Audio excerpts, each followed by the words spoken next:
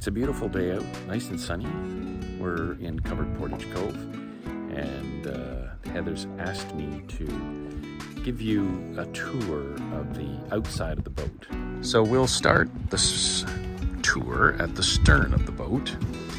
You can see our dinghy is tied to the back of the boat here, and we have what's called a davit system, or a dinghy davit system, that is secured to our swim platform, which we this year, there were so many holes in it from the different davit systems that have been on the boat that we decided to put down a sort of a teak looking nice foam that doesn't get hot, and is comfortable, and it tidies up the swim platform a lot.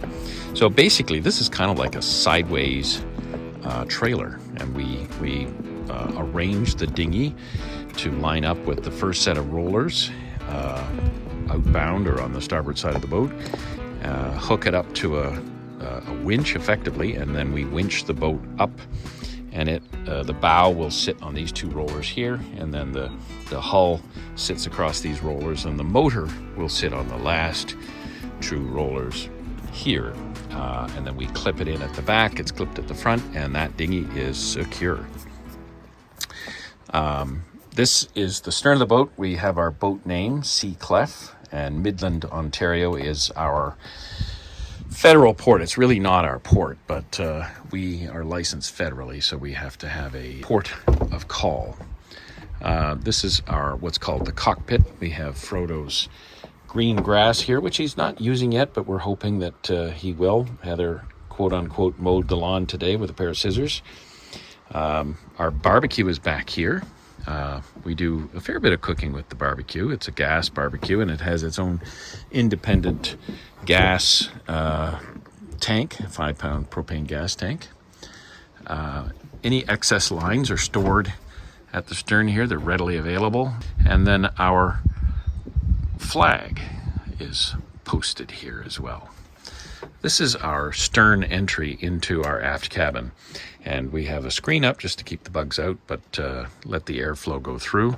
Beautifully finished in a nice gloss teak. We have two lazarettes, one on the starboard side, one on the port side, and then underneath me is our engine room. We have V-drive engines, which means the engines are immediately below me, and then they join up with a knuckle that returns the angle of the shaft to go back under the boat. So the engines are way far back on our boat. So this is me coming up onto the Lido Deck. We added this bimini over top this spring, and we have some Pfeiffer text protection that we can drop down. This one will go on either side, and this one goes on the stern, depending on where the sun is. We generally have some herbs on the go. Rosemary, our basil, and our mint. We have a dock box that we store life jackets, safety equipment, extra line, short power cords, and such like that. Next, if you look here, we have our hatch that opens into our main salon. And then this is our swim ladder, and our swim ladder releases from those two clips, and it removes and goes down to the lower swim platform on the port side, and it will secure in so that we can enter the boat just off the port side. It just hooks onto the side. It is a floating ladder that obviously won't sink if you happen to drop it when you're trying to secure it or remove it from its base. Set of stairs that goes up to the bridge. These are nicely covered, newly this year. We have a couple of lawn chairs that we like to set out, and we have a teak table back there that we'll set out on the Lido Deck.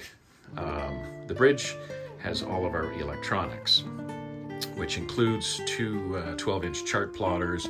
We have autopilot, we have a rudder indicator, all of our engine controls, and then a number of different devices such as AIS.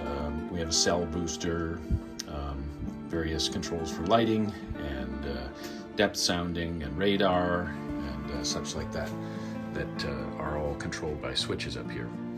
Back here is our propane locker. We have quite a lot of propane on board, and of course this locker is a vented locker to allow the gas, any leaking gas, to escape. But these are two spare barbecue tanks, and then we have two large tanks of propane for the main galley stove, which is propane. So this is our bridge locker, and it has seats that we can sit out. Maybe on the bow you want to sit and relax, read a book. We have 4 folding chairs. We have oodles of life jackets. Our kayaks are stored here normally when they're not out. We have our shop vac in there.